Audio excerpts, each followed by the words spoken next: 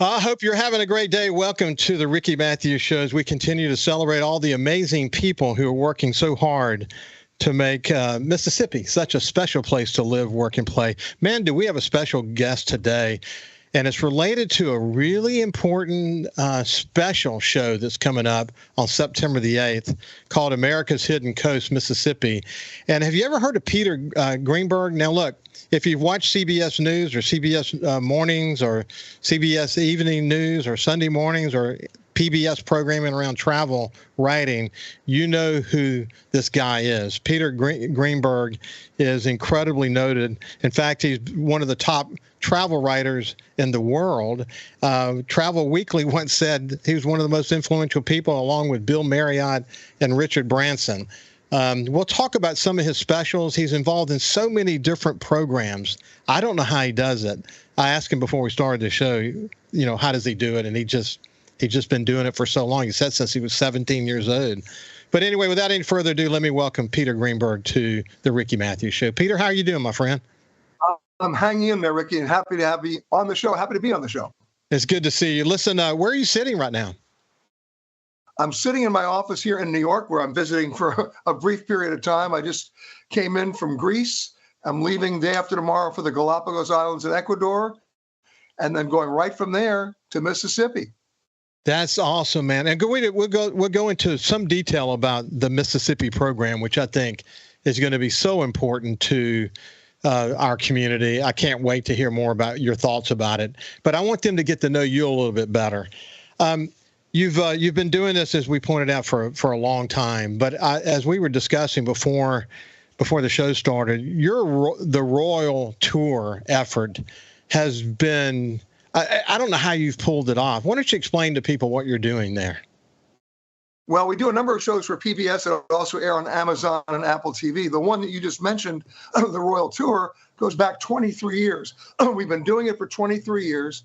It's actually an impossible show. I go to individual sitting heads of state, kings, presidents, and prime ministers, and here comes the impossible part.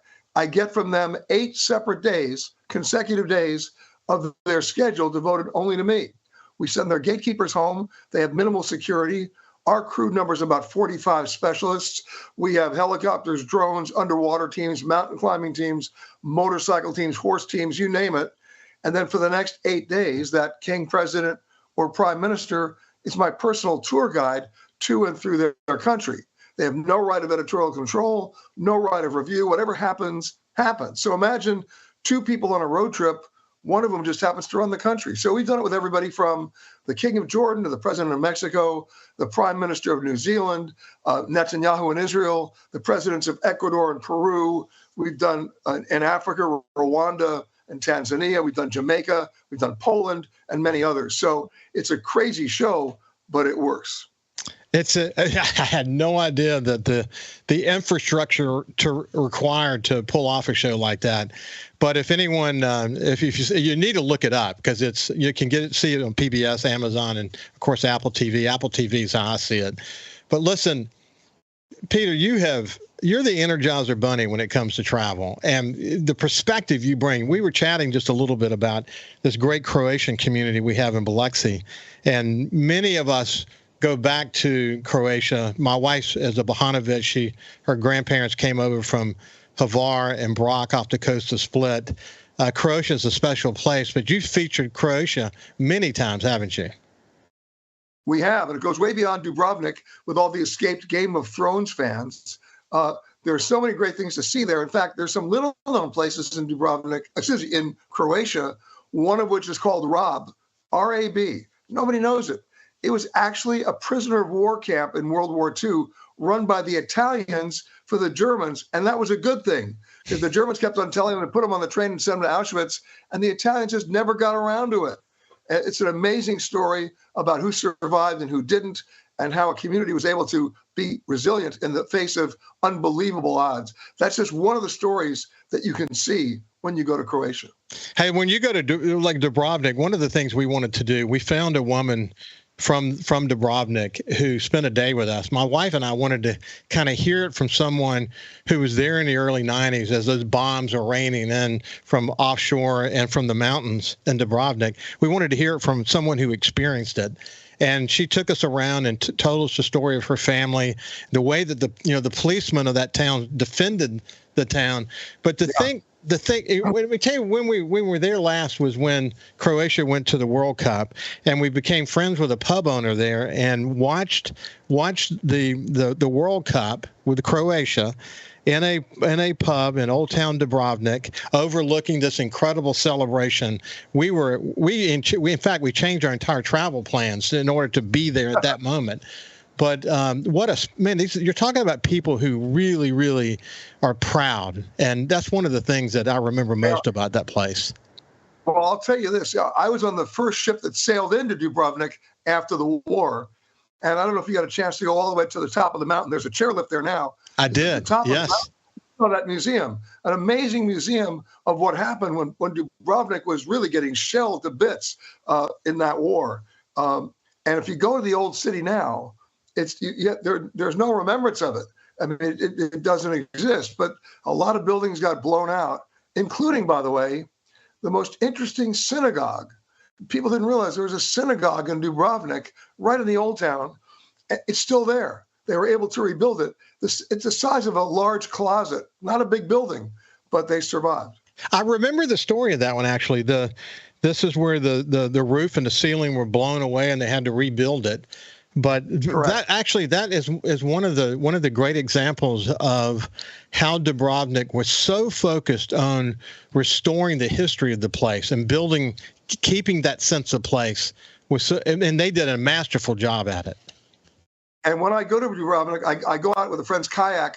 We go fishing by kayak out there, catch amazing fish. But then we discovered for one of the shows that we did, I don't know if you saw it, but if you're in the walled city and you know exactly where to turn, and I didn't, we stumbled upon it, is the most amazing basketball court you will ever see. With the most amazing. Did you see it? No, I saw the show where you featured that. It's incredible. Oh my God. Look at it's called The Court with a View. I mean, Who cares if you make the basket or not? You just happen to be there. Unbelievable. That's just a taste of what you're doing. But when you got into this, and of course, I came from the publishing world, and I have such great appreciation for people who are passionate about writing the stories and telling the stories. Not all the stories that people just know of, but you work really hard to find what's sort of going on behind the facade that maybe the average tourist would not be able to see.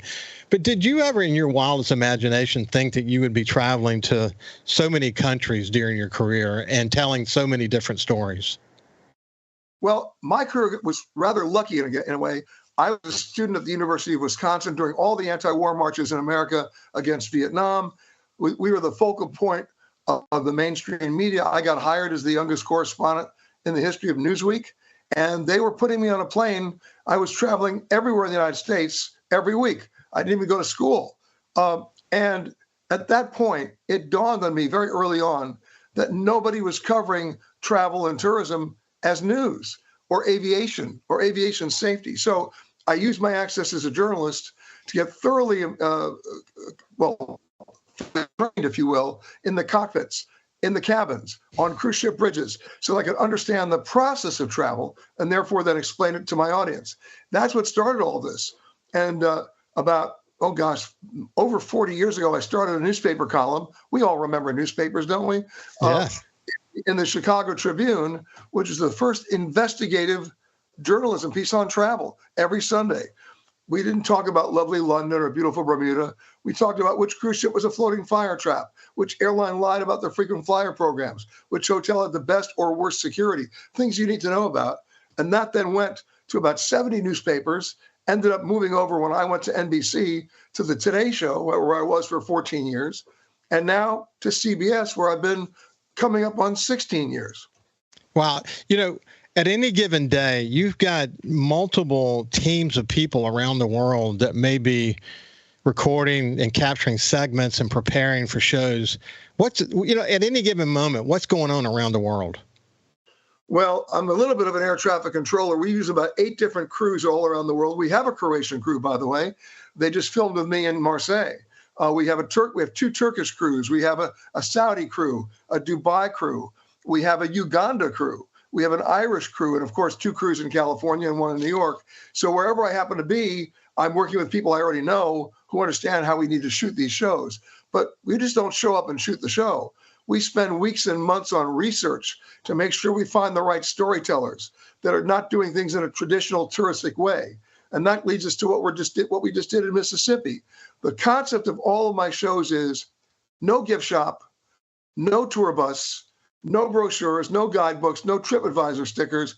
I'm showing you the experiences that most people don't know about. But the key is every one of those experiences is accessible to you. And that's what we do on all of our shows. Yeah, what's interesting, and in fact, you have a series around this whole notion of hidden, which, when you're a travel writer that likes to immerse himself into a community, it would only be natural that if you're good at what you do, you will find those hidden gems. And when we come back on the other side, we'll talk about your experience here in Mississippi and what we can expect in the show that's upcoming in September. We'll see you after this break.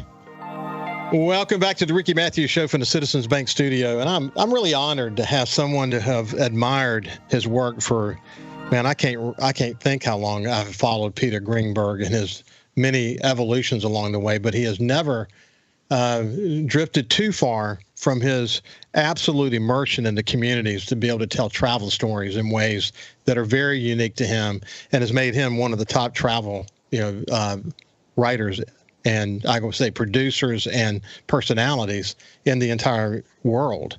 The premiere of the America's Hidden Coast, Mississippi, is September the 8th. How did you, let's just kind of take a step back for a minute, because we've often referred to our coast as the hidden coast, one of the best kept secrets in America. How did you get interested in the coast of Mississippi? Well, believe it or not, at one point in my career at Newsweek, I was assigned to the Houston Bureau, and I covered Mississippi, Louisiana, Arkansas, and Texas, and Oklahoma. For a kid from New York City, total brave new world. I loved it.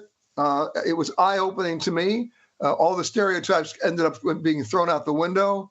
I'm also a train freak. I love taking the Southern Crescent all the way through from New York and Washington, D.C., all the way down south through Alabama, Mississippi, and ending up, of course, in New Orleans. And as I began to think about what we were going to do in the U.S., because keep in mind, the hidden series that we do, we've done hidden Uganda, hidden Belize, hidden Ireland, hidden Saudi Arabia, hidden Turkey, hidden Aegean, hidden Poland. We'd never done one in the U.S. And I said, okay, I want to pick one that most people do not know. And believe it or not, most of Mississippi is hidden from everybody else. Or if it's not, it's treated in a stereotypical way. So I said, let's do it. Let's do Biloxi and Gulfport and the other coastal cities of Mississippi and let people in on what's a pretty good secret. What a bit of luck on our case, but the fact that you would pick us. Hey, listen, speaking of Mississippi, and just as a general rule, when I talk to people, I had the opportunity to have people from across the state who are involved in so many different aspects of Mississippi life. And one of the things we talk about is that when we leave Mississippi, and certainly in my career, this was true for me, the way I talk about it is we carry a burden with us. And the burden that we carry with us is to dispel the myths about Mississippi. You think about the blues trail and the music contribution that we have. And when we talk about Mississippi as the birthplace of American music, with Elvis Presley being from here and so many other really important musicians and writers in the music industry, we've got a lot to be thankful for. And the fact the Blues Trail here in Mississippi has often been referred to as the largest open air museum in the world. But this is a special place when you think about the coast and the Delta and how it all fits together and our rich history and the beautiful people that are here and the resilient people who are here. You obviously have a sense of that. You do, because at the end of the day, it's all about community and it's about common ground, what brings people together. You mentioned the music trail. There's also the Chitlin Trail. And we featured that in our show. We went to 100 Man Hall. What an amazing experience that was. And I'll give you a little hint. I not only watched the music, they let me get on stage and do the organ. Oh, good. Oh, yeah. So I could either singularly end my career or enhance it. I'm not sure which is which. But the point is there's so much history just in that one building alone. When you think about who played there and who still played there and how people bring it together. And most travelers and tourists don't even know about it because it's so much a part of just a community that not a lot of people go to. We were able to go and it was amazing. Hey, so people from around the world are going to see your Hidden Coast Mississippi special. What do you think is going to blow them away the most about what you experienced here? Well, I think there are three things. One, much more recent, is the resilience of the communities going back to Katrina. And, most people thought it was New Orleans that got nailed. It did get nailed, but ground zero was Mississippi. People forget that. Mississippi took a terrible beating, and it's really the story of how they came back and how they're still coming back. That's the resilience part, and how the community stayed together. That's one. You mentioned the music. There's also the food. And then, remember, we're talking about the coast. We're talking about the people who live on the coast, who thrive on the coast, who derive their income from the coast and what they do there. And it's not just a bunch of casinos in Biloxi, although I will admit I did go to one of them and I got to deal some blackjack, so be careful. But the bottom line is it's really the resilience of a community that had no choice after Katrina and how they built it back. Yeah, I had the honor of writing the foreword to Haley Barbour's book, America's Great Storm, that tells the story of how we rebuilt this community after Hurricane Katrina, and the good fortune of being the president publisher of the Sun Herald and the team being honored with a Pulitzer Gold Medal in the wake of Katrina. But the story has been incredibly well documented. When you think about what we did to bring it back, just think, for example, I don't know which casino you went to, but the Beau Rivage, it's been reported somewhere around $750 million to build it initially. Then after Hurricane Katrina, somewhere near that to bring it back after the storm. The commitments that these companies had to make, the huge commitments at a time when there wasn't really a there because of the aftermath of Hurricane Katrina. When you add it all up, it really is an amazing story, isn't it, Peter? Well, when you think about it, let's not forget, not talking about the financial investment, the economic driver of those casinos, the job creators, how it basically built those communities in terms of cash, in terms of income flow. So when Katrina happened, and we go back long enough to remember when those casinos were floating, and that the only way they could get around the legislature was to make a barge out of it. Well, the barges didn't do well in Katrina. So after Katrina, they had a chance to rebuild, redo the codes, redo the wording of the law to make it a much more permanent institution, but also to ensure people had a job and people could feed their families. So that's part of the story. Yeah, one of the things Haley Barbour used to say, we got to get people their job back. We got to get their kids back in school, and we got to give them a place to live. And that was the high priority that really drove a lot of what we were doing. Did you get a chance to spend any time at the Barrier Islands while you were here? Oh, we did. I'm not going to give it away, but let's just say I rode out, and I did it the old-fashioned way, the way Walter Anderson did. And you'll see what we did out there. It's pretty amazing when you think most people never see those islands. They don't even know they're there. And when you get there, guess what? You're the only one there. I mean, how beautiful is that? I mean, talk about having the time to spend, to think, to breathe, to contemplate, to create, which is exactly what he did. So part of that's on our show as well. Well, I said last week on my show that being at Horn Island, like, for example, wade fishing inside the lagoons inside that island, it's like it's sort of the ultimate cleansing of the soul. It's like going to church almost. It's this incredible experience with ospreys flying, maybe a 10-foot alligator, which you might have to contend with. But the reality is one of the most beautiful places in the world. And you've been all over the world, but it's special, isn't it? Well, listen, anytime you can be on an island and be it and have it for yourself, and not because they cleared it for you. No, this is not one of those kind of travel shows. We do everything the way it's supposed to be done, not to mention the fact it has to be accessible to everybody. And it is. People just don't know about it. So this is an opportunity for people to learn. Well, you mentioned Walter Anderson, like you knew him really well, know of him really well, but this Renaissance man, people as a general rule don't appreciate. He was so much more than an artist, but what he did to capture the sense of place and the relationship that we as coastal Mississippians have with the landscape. He was masterful in the way he did that, wasn't he? He was, but it's interesting about his story because most people didn't even learn about him truly until after he died, because he really kept to himself a lot. He was he went to the island the way I went to the island. He rode out there by himself and would stay out there for days painting with no interruptions from anybody except maybe an occasional seagull, as you mentioned. And it was only after he died that people made the discoveries of the real breadth of who he was, the wealth of his contributions. And that's part of something we talk about on the show as well. Yeah, I think about George Orr, the Mad Potter in Biloxi, how he was discovered after he died, or even thinking of the blues, Robert Johnson. So much time passed after he died that we discovered how much of a masterful blues musician he was. It's sad that it happens that way, but at least we discover them and we can be inspired by them. It's just one of many stories to tell, isn't it? It is. And, if we're successful in the shows that we do, the audience, which tends to be quite intelligent and well-traveled, I'll make you a bet they haven't gone to where we went in Mississippi. And if we're successful, they're going to come away from this saying, I had no idea. It's so interesting. You could have gone so many places, but you picked here. Well, think about this. I live in New York and I live in Los Angeles. I'm not disparaging either destination, but I wanted to pick a place that either people didn't know or what they thought they knew was just stereotypical. And let's go now, peel back the curtain here and see the real hidden, and see that the fact that it's accessible and you can immerse yourself into the culture, the music, the food, and not to mention the storytellers, because our show doesn't exist without great storytellers, and we found them in Mississippi.